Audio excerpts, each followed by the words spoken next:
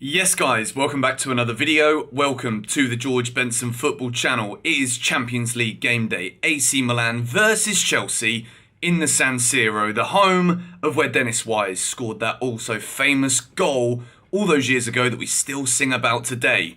AC Milan are looking for back-to-back home wins in the Champions League for the first time in 10 years. Can you believe that? AC Milan, a club who 15 years ago, 20 years ago, were competing in finals against Liverpool. And now they're looking for back-to-back home wins. Surely Chelsea have got to make this record go on just that little bit longer. We've got to go there tonight and get a result. If we lose, the chances of winning the group become very slim. If you win the group, you like to expect to get a slightly easier draw in the last 16. And if you come second, then well, we've only got ourselves to blame if we go and draw a Bayern or we go and draw a Real Madrid and exit the Champions League in February. So tonight, I want Chelsea to keep this in our hands. And I think a draw, as much as we should obviously be going for the win, I think a draw would probably be enough as long as we improve on the results we had against Zagreb and Salzburg in the final two games. 7 more points, I think, wins Chelsea this group. Let me know your thoughts on that in the comments down below. The group is up on the screen. Before we start going into my Chelsea starting 11 and the reasons why I've picked certain players tonight, please be sure to subscribe to the George Benson Football Channel if you haven't already done so. Get the bell notifications on. Tonight, I'm planning to upload the 6 things we learned straight after the game. I know that you guys have been mad that I've been quite late recently. As I've said, I've been going out to watch football a little bit more instead of just sitting in the darkness of my own room watching by myself. So, as I am 17 hours the other side of the world, I'm sure you can understand that after 2.5 years of not going to Stamford Bridge or going to an away game, watching in a pub with a bit of atmosphere has been something I've been wanting and needing to do for some time. What else is there to look at for this game today?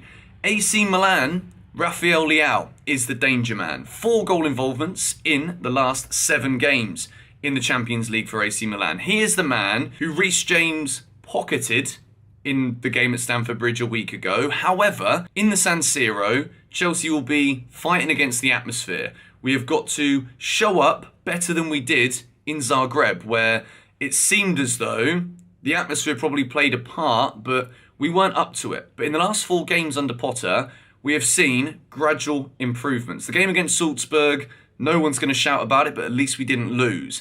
Then the win against Palace, we dug deep. We had moments of individual brilliance to win us the game. AC Milan in the Champions League last week, we were very good, but AC Milan were poor. They're absolutely going to improve tonight, I'm sure of it. And then at the weekend against Wolves, loads of changes, but we were excellent. And I think what we're starting to see is Graham Potter's ideology of how he wants us to play implemented by the selections on the field, whoever that may be. Chelsea's squad is going to be rotated. We do have players who are a bit older. Thiago Silva could well make his 100th appearance in the Champions League tonight if he gets a start. I think he will get the start. Don't think he'll come off the bench. And I think Chelsea will need to field the strongest possible team for this game tonight. I think we've got to look at the way that we beat AC Milan last week. I've gone with a 3-4-3 for my formation. I think last week we dominated the game, and I think tactically Graham Potter nullified the brilliance that AC Milan can have with certain players in certain areas. They've also got the Catalari, I think that's how you say his name, the Belgian. He has also got a muscle injury, which means he's probably going to miss the game tonight. They've still got a massive injury list from before too. But Leao, Giroud, I'm still concerned. I think last week's result at the Bridge could make people a bit overconfident for this game today. But the San Siro is a totally different kettle of fish. And I think this will be a very tricky game. But we begin with the goalkeeper. And I'm very happy that Kepa is keeping his place at the moment. Obviously, Mendy, look guys, look, my hair, it goes back right now. It's getting long. Edouard Mendy hasn't really done too much wrong to lose his place. He was injured. Yes, there were a couple of questionable decisions and a couple of performances that weren't quite at the level that we would expect from Mendy.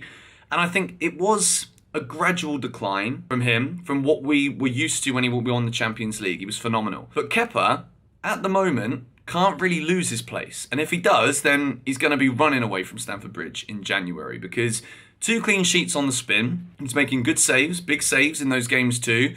Distribution's looking a lot better as well.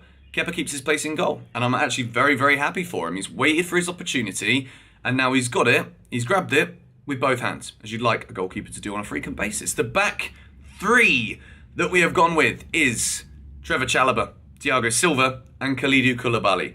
I think it was Koulibaly's best game in a Chelsea shirt against Wolves at the weekend.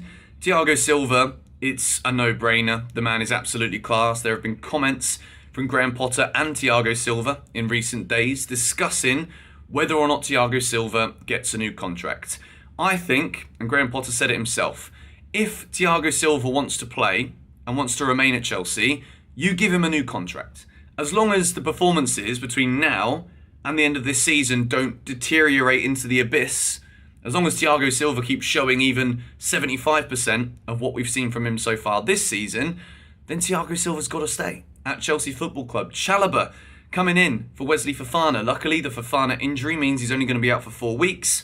It's already been 1 week, so 3 more weeks left until we see Wesley Fofana back. But Trevor Chalobah is putting in a serious claim. He's putting in a serious stake here to actually keep a place in the team because he's looking solid.